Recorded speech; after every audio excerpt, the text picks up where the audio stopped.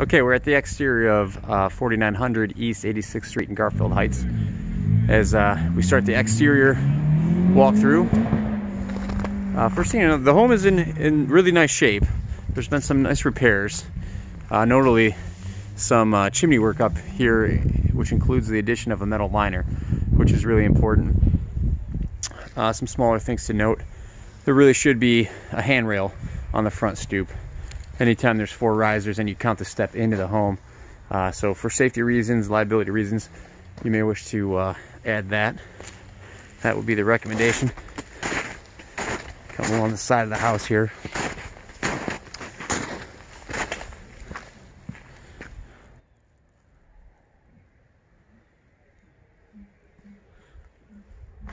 The first thing to note too is with the windows is that the basement windows have been replaced with glass block. The main windows are still the original wood windows. They're wood single HUD windows with a wood storm window, which you see on the outside here. There's no immediate need to replace them. They're all operable. I think the only thing I really noted was one small crack in the storm window pane here, if you can see that. But they obviously won't be as energy efficient as a new double pane window with a thermal seal. So we'll head to the back. The home does not have central air, but it does have a newer furnace, as you'll see. So I just gotta maneuver around. Look at the back of the house.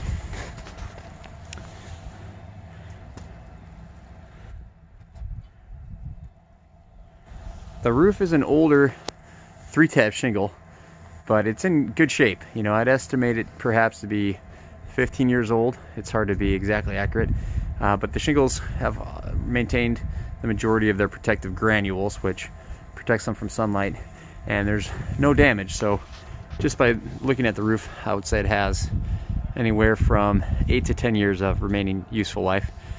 There's a few smaller things. It doesn't have ice guard or drip edge, which is modern standard, but that issue was not causing any damage or anything. So I would just recommend that you monitor it, and then if the roof is replaced while you still own it, that the drip edge and ice guard are added at that time. Brick veneer is in really solid shape. We'll head around the side of the house.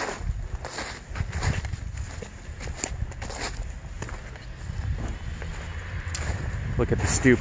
There's some spalling of the concrete walkway in this area, sort of a lower depression, which could potentially be a trip hazard, so that will be noted in the report. And you see the electrical meter here entering the home, and as you'll see and hear as we do the interior video walkthrough and the report, the electrical is the original fuse panel, which really should be replaced, and also you'll have to confirm that it's updated to 100 amp service as well.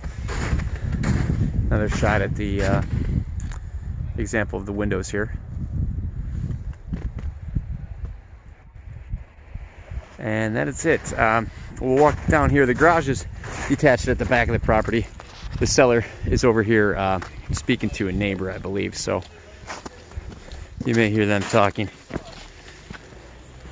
The garage is in good shape. I like the interior. There's several storage items that prevented me from seeing the entire structure. I don't think it really limited my inspection, but it's worth noting in the report. So here's a detached garage, and then come around the back. There's one thing that will be noted in the report. Is the majority of the siding on the garage is wood.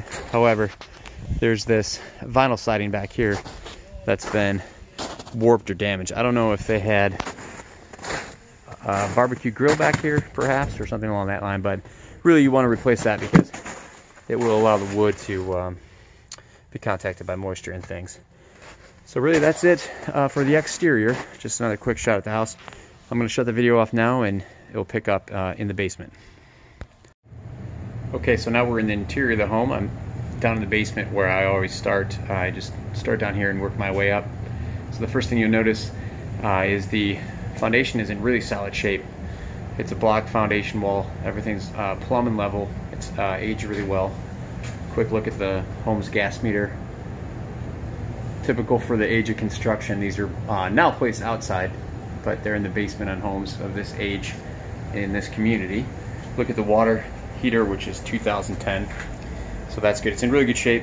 Should have ample life. One thing I do note, anytime I see flexible water lines like this, they really should be replaced, especially with a gas water heater when the line is in close proximity to the flue pipe that can reach really high temperatures and cause that to fail. And then what you'll see here, the homes have an updated furnace, which is 2013. It's high efficiency. Those two white pipes there are the intake and exhaust lines. So there are a washer and dryer present. However, the seller who's home today states that they'll be taking those with them. So those would not be here. That'll be noted in the report. A smaller issue here is current residential standards require this outlet to have ground fault protection. So it's just simply a matter of updating that outlet. We'll see here too, the seller stated that this is the main sanitary plumbing stack for the home. And you'll see there's newer sections of PVC. This was done by the city based on their inspection. And anytime there's a floor drain, I always run the utility tub for several minutes. So I let it run for about 15-20 minutes. Nothing backs up, so that's free flowing. And really, so far down here, the one of the bigger items to note is this is the home's main electrical boxes. They're still the original fuse panels. You can see these are the screw type fuses. And really, there's nothing wrong with the technology overall, but it is antiquated. So anytime I come across something like this, I do recommend that you update to a modern breaker style panel. And of course, all these homes from this era have knob and tube wiring, which, if I can work the camera around here, those round wires here in the center of the frame are knob and tube. Like I said, homes built in this era, it's very common. So just refer to the report for my further comments on that. And then we'll just have a quick look around at the rest of the space. You can see there's a lot of items here.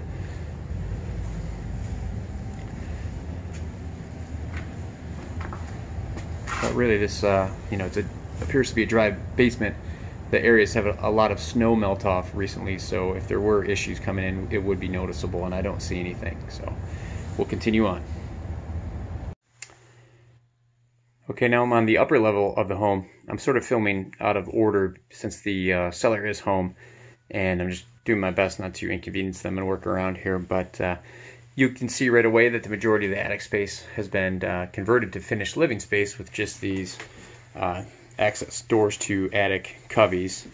One thing to note in here is it would be good to add insulation either between your rafters here or on the inside of this wall here. You see there's some, but it does not go on the far end of the this attic cubby here.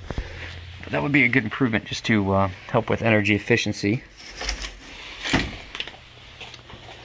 Also, one thing to note here too, you can see this top step is sort of open, which, especially right here at the doorway, if you look at it from this angle, could represent a potential trip hazard. So from an investment liability standpoint, it would be good to improve that in some way. So there's a sort of a safety rail there, a guardrail of sorts. One thing you'll note, and this will be in the report, the windows appear to be the original wood single hung windows.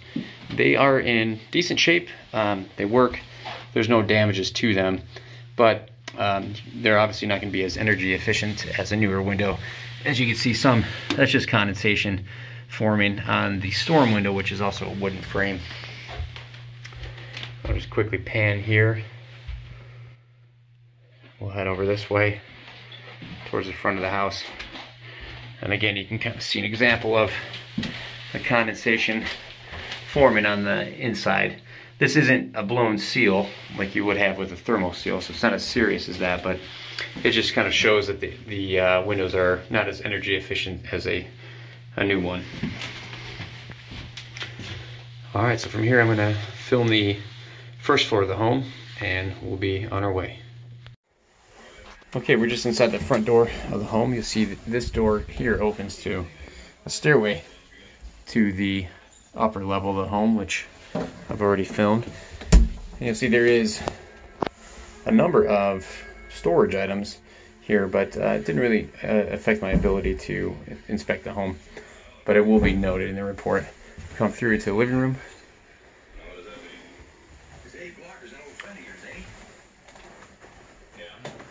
Quick pan. And the cellars are in the bedroom around the corner, so we'll just let them have their privacy. And we'll come through here. Quick shot of the bathroom.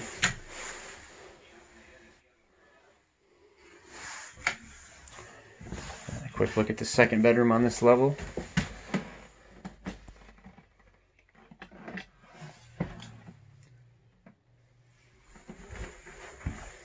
And then on to the kitchen.